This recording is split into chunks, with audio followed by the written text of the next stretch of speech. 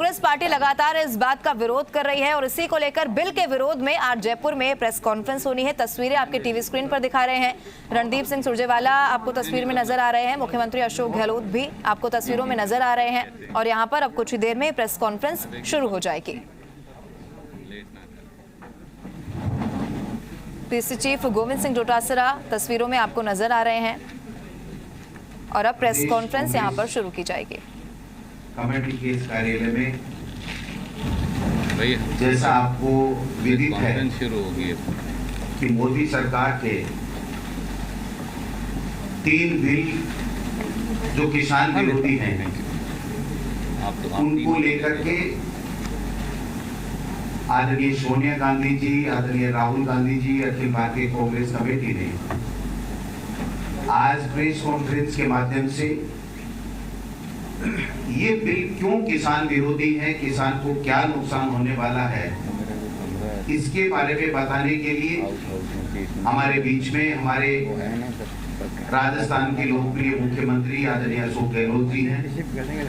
हमारे बीच में अखिल भारतीय कांग्रेस कमेटी के हमारे महासचिव जो कर्नाटक के इंचार्ज हैं, मीडिया के चेयरपर्सन भी हैं आदरणीय सुरजेवाला जी, हमारे छत्तीसगढ़ के मंत्री और अखिल भारतीय कांग्रेस कमेटी से आज इस प्रेस कॉन्फ्रेंस को संबोधित करने के लिए पधारे हैं टी सिंहदेव साहब, हमारी जो जन घोषणा समिति है उनके सदस्य आदरणीय अमर सिंह जी साहब, साहू साहब अभी पधारने वाले हैं, 5-4 मिनट में पधारेंगे। हमारे निवर्तमान जिलाध्यक्ष आदरणीय प्रताप सिंह जी, हमारे कैबिनेट मंत्री आदरणीय हरीश चौधरी जी, इन सबका प्रदेश कांग्रेस कमेटी के इस प्रांगण में प्रदेश कांग्रेस कमेटी के अध्यक्ष के नाते हार्दिक स्वागत करता हूं, अभिनंदन करता हूं। जिस प्रकार से ये तीनों के तीनों बिल किसान को नुकसान पहुंचाने वाले, कमजोर करने वाले और पूरे देश में किसान उद्वेलित है। पहले भी जब एनडीए बंद थी तो किसान अधिकरण, भूमि अधिकरण कानून में किस प्रकार से राहुल गांधी जी और सोनिया गांधी जी और कांग्रेस ने मिलकर के किसानों के साथ लड़ाई लड़के उनको बचाया था, अब भी कमर कस रखी है। ज्यादा विस्तार से मैं नहीं बता करके मैं अंत में मोदी सरकार और हमारी राजस्थान के सरकार में किसानों को लेकर के क्या फर्क है वो जरूर बताऊंगा 2 मिनट के लिए, लेकिन उससे पहले मैं आज की इस प्रेस कॉन्फ्रेंस को संबोधित करने के लिए हमारे राजस्थान के लोकप्रिय मुख्यमंत्री आदरणीय अशोक गहलोत जी से निवेदन करूंगा कि वो आपको संबोधित करें, प्रेस को संबोधित करें। आदरणीय अशोक गहलोत साहब।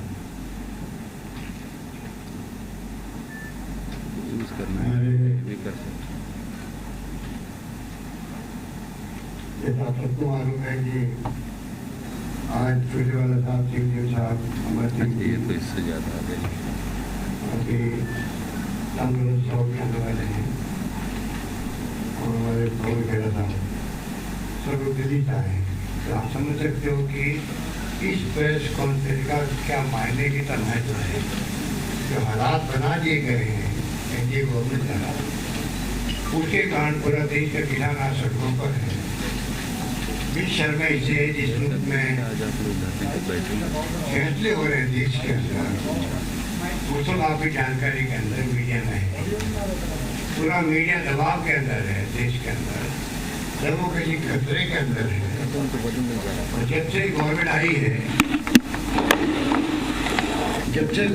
है एनडीए गवर्नमेंट, तब से चाहे नोटबंदी हो, चाहे जीएसटी हो, चाहे लॉकडाउन का फैसला हो और चाहे किसानों का भी 3 बिल लाने की बात हो, एक तरफा बिना किसी को बात किए हुए की जा रही है।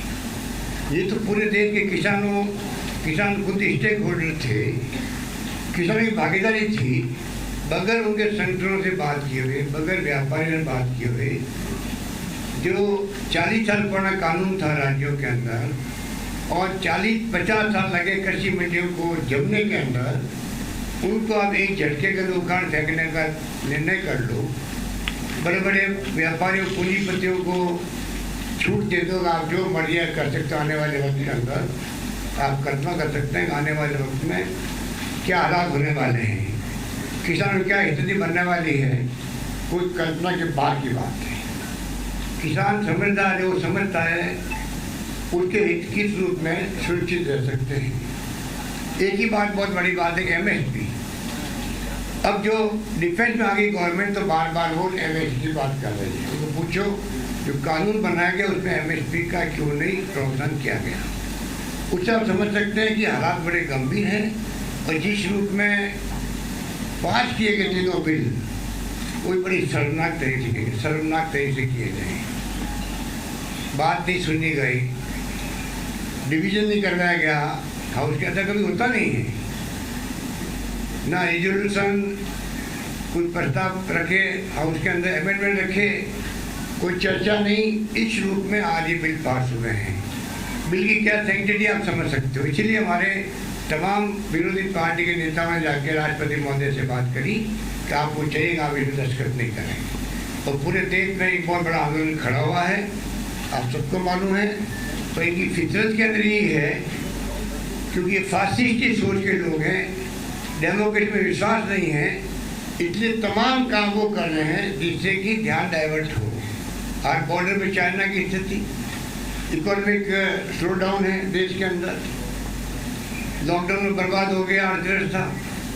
जीएसटी का पैसा, सरकार का वादा जो है राज्यों को पैसा देने का, लिखित में जो समझौते हुए हैं कि जीएसटी जो कम पड़ेगा हम राज्यों को उसकी भरपाई करेंगे।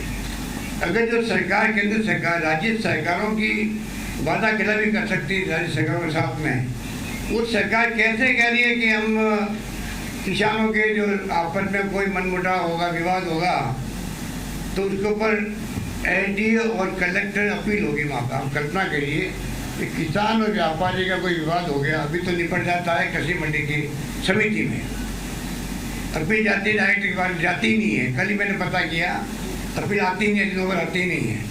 अब अगर कोई विवाद होगा तो पहले जाओ एसडीओ के पास है, फिर जाओ आप कलेक्टर का अपील करो। क्या कलेक्टर एसडीओ के पास में टाइम है? पहले इस दबाव के अंदर है।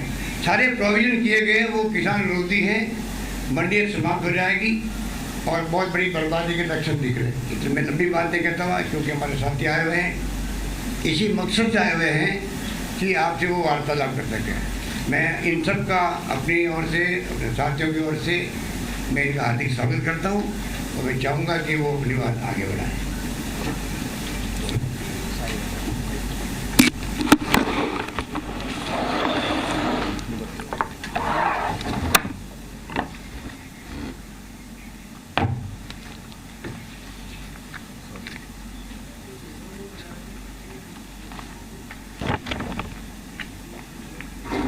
नमस्कार साथियों, आज की इस विशेष पत्रकार वार्ता में माननीय अशोक गहलोत जी का, प्रदेश कांग्रेस कमेटी के हमारे अध्यक्ष माननीय गोविंद दोतासरा जी, मेरे साथ आए कांग्रेस के वरिष्ठ नेता, छत्तीसगढ़ में वरिष्ठ कैबिनेट मंत्री टीएस सिंहदेव साहब, अखिल भारतीय कांग्रेस कमेटी के प्रवक्ता भाई पवन खेड़ा जी, मेरे साथी और भाई मंत्री हरीश जी, प्रताप काशियावास जी, किसान कांग्रेस के अध्यक्ष भाई संदीप जी और सब पत्रकार छायाकार साथियों का सबसे पहले तो मैं अभिनंदन करता हूँ।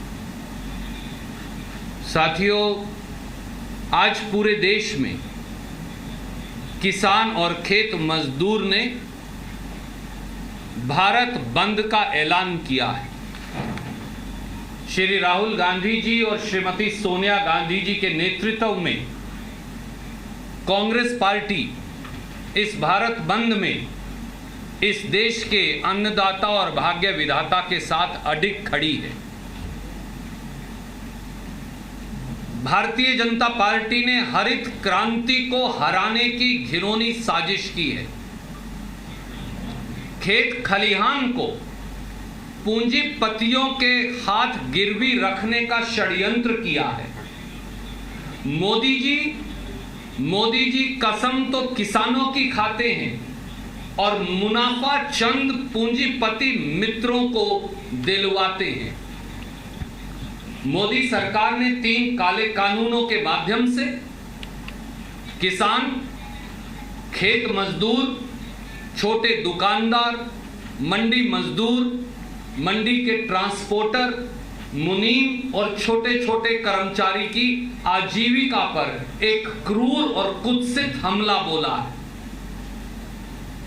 किसान और खेत मजदूर के भविष्य को रौंदकर मोदी जी ने उनके भाग्य में बर्बादी और बदहाली की गाथा इन 3 काले कानूनों से लिख डाली है। ये किसान और खेत खलिहान के खिलाफ एक घिनौना षड्यंत्र है। आज देश में 62 करोड़ किसान और खेत मजदूर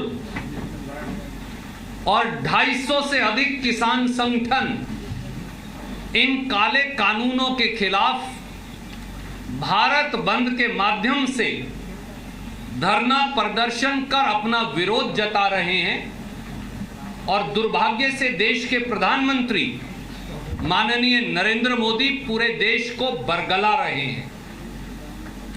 अन्नदाता किसान की बात सुनना तो दूर, संसद में उनके नुमाइंदों की आवाज का गला घोटा जाता है और सड़कों पर किसान और मजदूर को बेरहमी से पीटा जाता है।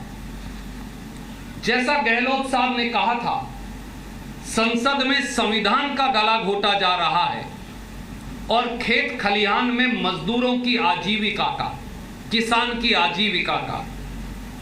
देश में कोरोना, सीमा पर चीन और खेत खलिहान पर मोदी जी ने हमला बोल रखा है। किसान विरोधी ये तजर्बा भारतीय जनता पार्टी ने 2006 में मंडियों को खत्म कर बिहार से शुरू किया था, जहां किसान पूरी तरह से बर्बाद हो गया और अब घुन की तरह इन 3 काले कानूनों के माध्यम से यहां ले आए। मैं केवल 3 बिंदु कहूंगा और उसके बाद मेरे सहयोगी टीएस सिंह देव जी 3 बिंदु आपको इन कानूनों के बारे में संक्षिप्त में बताएंगे। इससे पहले मैं आपका ध्यान आकर्षित करूं, इस देश में 1965-66 में जब हरित क्रांति की शुरुआत इंदिरा जी ने की, तो इस देश में हरित क्रांति के 3 आधार हैं। पहला आधार है सरकारी फसल खरीद प्रणाली, यानी 23 फसलों को सरकार खरीदने के लिए बाध्य है केंद्र सरकार। दूसरा आधार है एमएसपी या न्यूनतम समर्थन मूल्य, जो 23 फसलों का डिक्लेयर किया जाता है। और अब छत्तीसगढ़ में तो टीएस सिंह देव साहब और साहू साहब दोनों यहां मौजूद हैं, वो आपको बताएंगे कि पहली बार आदिवासी की फसल का भी एमएसपी हमारी सरकार ने वहां घोषित किया। और तीसरा है गरीब का राशन की दुकान, जो फसल किसान से खरीदेंगे धान और गेहूं और दालें, उन्हें राशन की दुकान से सस्ते रेट पर गरीब को दिया जाएगा। नरेंद्र मोदी जी ने खेत और खलिहान पर हमला नहीं बोला अकेले, उन्होंने अकेले खेत मजदूर पर और मंडी पर हमला नहीं बोला। नरेंद्र मोदी और भारतीय जनता पार्टी ने इस देश के अनुसूचित जाति और पिछड़े वर्गों को मिलने वाले राशन की दुकान पर सस्ते अनाज पर हमला बोला। ये उस सब को खत्म करना चाहते। और 3 बातें जिनकी तरफ इस काले कानून का मैं ध्यान आकर्षित करूंगा। पहली, अगर अनाज मंडी, सब्जी मंडी यानी एपीएमसी व्यवस्था पूरी तरह से नष्ट हो जाएगी, तो कृषि उपज खरीद प्रणाली भी पूरी तरह से नष्ट हो जाएगी। फिर किसान की फसल को न्यूनतम समर्थन मूल्य यानी एमएसपी पर कौन खरीदेगा, कैसे खरीदेगा और कहां खरीदेगा, ये 3 सवाल है। कौन खरीदेगा एमएसपी पर, कैसे खरीदेगा और कहां खरीदेगा? कृषि सेंसस 2015-16 के मुताबिक देश में 86.15 करोड़ किसान हैं। क्या food corporation of India FCI और FCI के एक पूर्व प्रमुख और हमारे सांसद माननीय अमर सिंह जी भी यहां हैं, वो भी आपसे जुड़ेंगे। क्या food corporation of India 15.5 crore किसानों के खेत में जाकर MSP देने वाली है? 42,000 मंडियों में तो खरीदते नहीं। 15.5 करोड़ किसान के खेत में कैसे खरीदेंगे? तो किसान को MSP मिलेगा कैसे? कौन देगा, कहां देगा? सीधा सवाल है। मोदी जी इसका जवाब नहीं देते। दूसरा, इन तीनों काले कानूनों में न्यूनतम समर्थन मूल्य यानी MSP शब्द की चर्चा नहीं, जैसा गहलोत साहब ने कहा। MSP शब्द इन तीनों काले कानूनों से मोदी जी ने उड़ा दिया। अगर मोदी सरकार के मन में बेईमानी नहीं तो वो इन कानूनों में MSP की गारंटी क्यों नहीं देते? किसान अपना आंदोलन वापस ले लेगा। कानून में ऐसा क्यों नहीं लिखते कि MSP देना अनिवार्य है और अगर MSP नहीं देंगे तो सरकार देगी और MSP से कम फसल खरीदने वाली बड़ी बड़ी 4 या 5 कंपनियां जो आएंगी उनको सजा मिलेगी। मोदी जी, हम चुनौती देते हैं आज इस मंच से। मुख्यमंत्री जरूर हैं, प्रदेश कांग्रेस अध्यक्ष जरूर हैं, पर किसान पहले हैं। किसानों के हम प्रतिनिधि, किसान हम खुद जो हैं, आज आपको चुनौती देते हैं राहुल गांधी जी और कांग्रेस की ओर से। इन 3 कानूनों में आप MSP शब्द क्यों नहीं लिखते, गारंटी क्यों नहीं लिखते? कारण साफ है, खेत और खलिहान को मुट्ठी भर पूंजीपतियों की ड्योढ़ी पर सिक्कों के खनक से बेचने का षड्यंत्र कर रही है मोदी सरकार। और दोस्तों, आज एक सनसनीखेज खुलासा भी है, और वो खुलासा क्या है वो आज राजस्थान से ही हम करेंगे। कल नरेंद्र तोमर जी ने और उससे पहले मोदी जी ने कहा इन कानूनों में MSP लिखना अनिवार्य नहीं, इसकी जरूरत ही नहीं। आप सबने सुना, हमने पढ़ा। ये एक रिपोर्ट है जो मैं आपको जारी कर रहा हूं। ये वो रिपोर्ट है जो मुख्यमंत्री मोदी ने भारत सरकार को दी। ये वो रिपोर्ट है आज हम लेकर आए। इस रिपोर्ट की केवल मैं 2 लाइनें आपको पढ़कर बताऊंगा और आपके पाठक और दर्शक निर्णय करें कि इस देश का सबसे बड़ा झूठा कौन है। मोदी जी की इस रिपोर्ट में उन्होंने इस रिपोर्ट का पेज 19 जब आप देखेंगे, पॉइंट नंबर 2 का पैरा B.3 उन्होंने ये लिखकर कहा था मुख्यमंत्री मोदी ने। मैं वो आपको पढ़कर सुना रहा हूं जो मुख्यमंत्री मोदी ने कहा। एनफोर्स MSP, ये उनके दस्तखत की रिपोर्ट है। सिंस इंटरमीडिएट, क्योंकि अंग्रेजी में है तो मैं गुस्ताखी है, अंग्रेजी में पढ़ूंगा। Since intermediaries play vital role in the functioning of the market and at times they have advance contract with farmers in respect of all essential commodities. Now अब आपका ध्यान आकर्षित करूंगा। We should protect farmers' interest by mandating through statutory provisions that no farmer trader transaction should be below MSP wherever prescribed. मुख्यमंत्री मोदी ने ये कहा कि कानून के अंदर MSP की शर्त लिखना अनिवार्य होना चाहिए। प्रधानमंत्री मोदी जी, मोदी की बात क्यों नहीं मानते? आज भूल जाइए कांग्रेस को, भूल जाइए विपक्षी दलों को, ये तो आपकी लिखित रिपोर्ट है। आज मोदी की बात मानने से क्यों इनकार कर रहे हैं? ये राजनीतिक बेईमानी का सबूत इससे बड़ा कोई हो सकता है क्या? ये उनकी रिपोर्ट है लिखी हुई। क्या इसका जवाब है आपके पास? इसका कोई जवाब है नहीं, ये उन्होंने खुद लिख कर दी। और तीसरी बात, प्रधानमंत्री ये कहते हैं कि किसान को मैंने बिचौलियों से मुक्त कर दिया, अब किसान पूरे देश में अपनी फसल ले जाकर कहीं भी बेच सकता। इससे बड़ा सफेद झूठ कोई नहीं हो सकता। झूठ बोलते हैं प्रधानमंत्री, बरगलाते हैं प्रधानमंत्री, भटकाते हैं प्रधानमंत्री, क्योंकि किसान आज भी अपनी फसल पूरे देश में कहीं भी ले जाकर बेच सकता है। काश मोदी जी ने हल्का मूठ पकड़कर कभी खेती की होती तो उन्हें समझ आता। इस देश के कृषि मंत्री नरेंद्र तोमर साहब का इलेक्शन एफिडेविट मैंने पढ़ा, उसमें लिखा है कि मेरे पास 1 इंच भी कृषि भूमि नहीं। देश के प्रधानमंत्री ने कभी खेती नहीं की, देश के कृषि मंत्री ने कभी खेती नहीं की, और हमको पढ़ा रहे हैं खेती का पाठ। कृषि सेंसस 2015-16 में लिखा है साथियों कि 86.2% किसान केवल 5 एकड़ भूमि से कम का मालिक है, और उसमें से 80% किसान मात्र 2 एकड़ भूमि का मालिक है।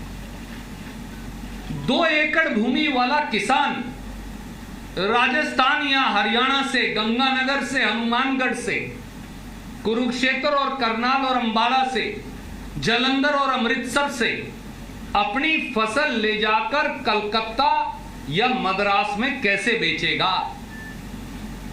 चाय पैदा करने वाला आसाम का किसान असम से लाकर दिल्ली में अपनी चाय कैसे बेचेगा?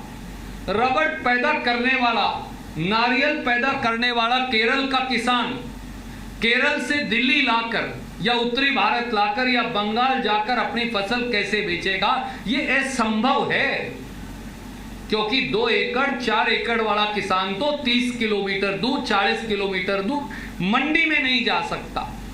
उसके पास, आधों के पास ट्रैक्टर ट्रॉली नहीं, 4 व्हीलर की व्यवस्था नहीं। आप कह रहे हो तुम जाकर अमेरिका बेच के आओ 2 एकड़ वाले किसान को अपनी गेहूं। मोदी जी किसका बेवकूफ बना रहे हैं? असंभव बात है ये। इसलिए कम से कम न्यूनतम समर्थन मूल्य की गारंटी और सरकारी खरीद प्रणाली और मंडियों को खत्म मत करिए। और 2 महत्वपूर्ण पहलू हैं जो टीएस सिंह देव साहब को मैं रिक्वेस्ट करूंगा कि वो अपनी बात इसमें जोड़ेंगे। You can use this also if you want. Try and shift. Rajasthan के थोड़ा करना। आदरणीय मुख्यमंत्री श्री अशोक गहलोत जी, आदरणीय रणदीप सिंह सुरजेवाला जी, सम्माननीय गोविंद सिंह कोतसरा जी, सम्माननीय पवन खेड़ा जी, सम्माननीय अमर सिंह जी, सम्माननीय प्रताप सिंह जी, साथी भाई ताम्रध्वज साहू जी, उपस्थित सभी पदाधिकारी, जनप्रतिनिधि, मीडिया के सभी साथी, 2-3 बिंदुओं पे मैं आपका ध्यान आकर्षित करना चाहूंगा। पहला, कृषि विशेषज्ञों का ये मानना है कि ये जो 3 काले कानून लाए गए, ये शांता कुमार कमेटी, जिसका उद्देश्य एमएसपी को समाप्त करने का था, 80,000 से 1 लाख करोड़ रुपए केंद्र शासन के बचाने का था, उसको लागू करने के लिए ये 3 कानून लाए गए। पहला, क्या ये सरकार देश के किसानों के हक से 80,000 से 1 लाख रुपए वापिस लेना चाहती है और पूंजीपतियों के हाथों में देना चाहती है? ये अंतर जो आएगा कृषि उपज के दामों का, भाव गिरेंगे तो ये पैसा कहां जाएगा? ये मूल प्रश्न है, और इसीलिए एमएसपी की अनिवार्यता की बात कांग्रेस का शीर्ष नेतृत्व करता रहा है और उस बात पे अडिग रहेगा। दूसरी बात, ठेका प्रथा को लागू करना। इन कानूनों से होगा क्या? यदि एमएसपी नहीं है तो कॉरपोरेट्स किसानों के साथ समझौते करेंगे, एग्रीमेंट करेंगे, एक राशि तय करेंगे कि इस राशि में हम आपके उत्पाद को लेंगे, जो न्यूनतम समर्थन मूल्य नहीं होगा। और हमारा अनुभव क्या रहा है इन कॉरपोरेट्स के साथ अंग्रेजी में बने हुए कानून मैं भी शायद ना पढ़ पाऊंगा ना समझ पाऊंगा। देश का सामान्य किसान क्या इन समझौतों को समझ भी पाएगा कि किस पे उनके हस्ताक्षर किए जा रहे हैं, कराए जा रहे हैं? और दूसरा, गुजरात में क्या हुआ? एक कॉरपोरेट पेप्सिको ने किसानों के ऊपर केस कर दिया। प्रधानमंत्री जी के गुजरात में, पूर्व मुख्यमंत्री जी के गुजरात में, एमएसपी वाले मुख्यमंत्री जो अब प्रधानमंत्री के रूप में एमएसपी को नहीं पहचान रहे, उनके राज्य में आलू लेस के लिए, लेस चिप्स के लिए लोगों ने उत्पादन किया और उनको कोर्ट के कटघरे में खड़ा कर दिया गया। ये होने वाला है इस कानून का। और जब दाम पक्के नहीं होते, हम लोगों ने अनेकों बार देखा है कि ये कंपनियां पीछे हट जाती हैं सामान लेने में जब भाव गिर जाते हैं। छत्तीसगढ़ का हमारा अनुभव है, किलोमीटर के किलोमीटर पे लोगों ने टमाटर बिछा दिए, क्योंकि फसल को, टमाटर को तोड़ने के लिए जो खर्चा लग रहा था वो दाम से कम हो गया था, और जिन लोगों ने अनुबंध किया था वो गायब हो गए थे, नदारद हो गए थे। ये देश के किसानों का भविष्य इन 3 काले कानूनों के माध्यम से करने की स्थिति बनाई जा रही है। और कृषि के उत्पादन की बात, क्या हम कभी इस बात की कल्पना कर सकते हैं कि देश की सरकार सीधे मुनाफाखोरों को 1 रुपए का 2 रुपए में बेचने की छूट दे रही? 100 रुपए की चीज को दुगना जब तक नहीं होगा दाम, तब तक कोई भी बीच में सरकार हस्तक्षेप नहीं करेगी। यानी पहले ही आपने कह दिया कि 100 रुपए की चीज 200 रुपए तक बेच लो, जब 201 की बात आएगी तब हम बीच में आएंगे। ये कानून देश के ऊपर थोपे जा रहे हैं। इन बातों को समझने की आवश्यकता है और इसका भरपूर विरोध करने की आवश्यकता है। राज्यों के अधिकार 7वीं अनुसूची में central list, concurrent list, state list, ये सारी चीजों का उल्लेख है। और कृषि सीधे सीधे स्टेट लिस्ट की कंडिका 24 में राज्य के अधिकार में रेखांकित है। भारत के संविधान में उस कृषि को अंतरराज्यीय, जो स्टेट की सूची में दर्ज है, शायद धारा एंट्री 42 में, कि अंतरराज्यीय आप अलाउ कर सकते हैं कृषि उत्पाद को, जिसके लिए सुरजेवाला जी ने कहा कि कहीं रोक ही नहीं है आज। उसकी आड़ में आप संविधान के फेडरल ढांचे पे सीधा आघात कर रहे हैं, जैसा आप जीएसटी में कर रहे हैं। आज सेस देने की बात पे आप पीछे हट रहे हैं। वही का वही एक तरह से प्रजातांत्रिक फासिस्टवाद का पुनः नमूना पेश करते हुए, ये भी हो सकता था, मैंने कभी नहीं सोचा था अपने जीवन में, पढ़ा लिखा, कॉलेज में थोड़ा जानकारी हासिल की, लेकिन प्रजातांत्रिक फासिस्टवाद हो सकता है, ये आज हम देख रहे हैं भारत में।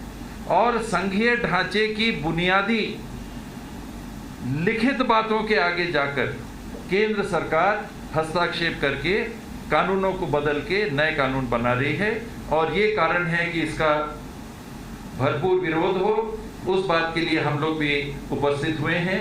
अपनी बातों को आपके सामने हम लोगों ने रखा है कि आपके माध्यम से सही जानकारी और सही चित्रण आम जनों तक जाए, राजस्थान के वासियों तक जाए, देश के वासियों तक जाए। धन्यवाद। We'll just take questions. I will just request. मैं प्रार्थना करूंगा, हालांकि मुझे मालूम है आपके सवाल बहुत हैं, मुख्यमंत्री जी के भी कार्यक्रम हैं। एफसीआई को जिन्होंने वर्षों तक लीड किया, वो हमारे सांसद भी हैं, गरीबों के प्रतिनिधि भी हैं, सरदार अमर सिंह जी वो हमारे बीच में हैं। संक्षिप्त में वो अपनी बात जोड़ेंगे। बहुत बहुत धन्यवाद सुरजेवाला जी, माननीय मुख्यमंत्री जी और सभी साथियों में ज्यादा टाइम नहीं लूंगा। देखो, ये सरकार एक इंटरनेशनल एजेंडा के तहत चल रही है, ये नेशनल एजेंडा नहीं है। मैं जब नौकरी में होता था तब भी वर्ल्ड ट्रेड ऑर्गेनाइजेशन, जिसको विश्व व्यापार संगठन कहते हैं, उसका वर्ल्ड बैंक का ये दबाव रहता था कि आप लोगों ने एग्रीकल्चर जो मार्केट है, और ये दोस्तों आप हैरान हो जाओगे अगर अपन सारी प्रोडक्शन का एग्रीकल्चर की प्रोडक्शन का हिसाब तो लगाए तो ये 25 से 30 लाख करोड़ का धंधा है एनुअली, 25 से 30 लाख करोड़ का। तो World Trade Organization, World Bank ये तब से कहता आ रहा है जब मैं सरकारी नौकरी में होता था। वो कहते क्या है, इस मुल्क ने जब ग्रीन रेवोल्यूशन किया, ग्रीन रेवोल्यूशन इसलिए किया था क्योंकि अपने यहाँ खाद्यान्न पैदा नहीं होता था, खाद्यान्न पैदा नहीं होता था उतना जितना मुल्क को चाहिए था। अगर आपको याद हो, शिफ्ट माउथ ये कंट्री का नाम पड़ा हुआ था। अमेरिका से पीएल 480 आती थी, फिर अपने यहाँ बढ़ता था। तो उस वक्त फूड कारपोरेशन ऑफ इंडिया को बनाया गया 1965 में। उसके साथ ही व्यवस्था बनाई गई कि किसान जो पैदा करेगा उसका मिनिमम समर्थित मूल्य होगा, जिसको एमएसपी कहते हैं। उसी के साथ क्योंकि गरीब जनता बहुत थी, तो इसीलिए पब्लिक डिस्ट्रीब्यूशन जो सस्ता अनाज गल्ला आप कहते हो गरीबों को मिलता है, ये सारी व्यवस्था खड़ी गई। अब जो वर्ल्ड बैंक है और WTO है वो क्या कह रहा कि ये तो आपकी व्यवस्था है, ये यूपीए के टाइम पे भी बहुत प्रेशर रहा। ये जो आपने फूड कारपोरेशन ऑफ इंडिया पैदा किया है, पब्लिक डिस्ट्रीब्यूशन करते हो, एग्रीकल्चर सब्सिडी देते हो, फूड सब्सिडी देते हो, इसको कम करो। आप अपने एग्रीकल्चर सेक्टर को खोलो। सभी सरकारों पे हमेशा प्रेशर रहा है। यूपीए ने, कांग्रेस ने कभी ये कहना नहीं माना। ये मोदी जी जैसे ही 2014 में आए तो खेड़ा साहब ने बहुत अच्छी तरह बताया, शांता कुमार कमेटी बनाई 2014 में, बनते प्रधानमंत्री। और वो कमेटी रेकमेंड क्या कर रही है, रेकमेंड कर रही है कि जो पीडीएस है, जो सस्ता अनाज है, वो अभी अपने यहाँ 67% पॉपुलेशन को, 67% जनसंख्या को दिया जाता है, क्योंकि कांग्रेस ने नेशनल फूड सिक्योरिटी एक्ट 2013 में बनाया था, सोनिया जी के, मनमोहन सिंह जी के नेतृत्व में। तो कह रहे हैं कि आप 67% से 40% करो, शांता कुमार जी की पहली रिकमेंडेशन। दूसरी, एफसीआई को अनबंडल करो, किसको तोड़ ताड़ दो। तीसरा, पब्लिक प्रोक्योरमेंट कम करो, मतलब जो सरकारी खरीद है वो कम करो। चौथा, प्राइवेट सेक्टर को इस सेक्टर में बहुत लार्ज स्केल में एंट्री दो, ये शांता कुमार जी ने कहा। बड़ा विरोध हुआ तो थोड़े से ठंडे पड़ गए। फिर क्या होता है कि 2018 में प्रधानमंत्री जो तो हर चीज उनके नाम की चलती है, एक स्कीम निकाली पीएम आशा करके।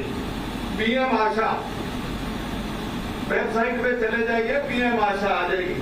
उसमें भी यही सारा कुछ था जो